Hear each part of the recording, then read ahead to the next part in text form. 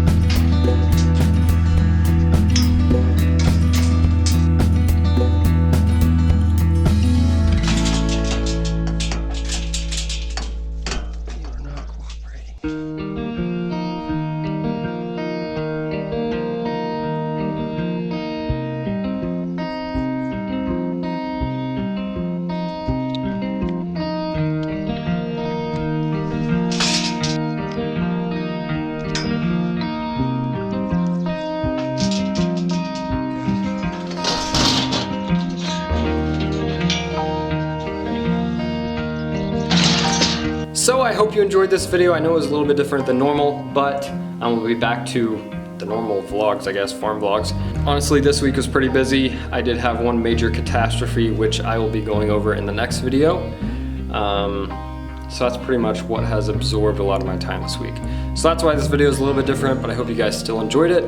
And like I said, this next video, I guess it'll kind of be a story time, but it's a major screw up, and it has to do with the farm. And I'll be going over that and showing you guys the video of it here in the next video, which I may post before next week. We'll see. Anyway guys, hope you enjoyed this one, and with that being said, I will see y'all next time.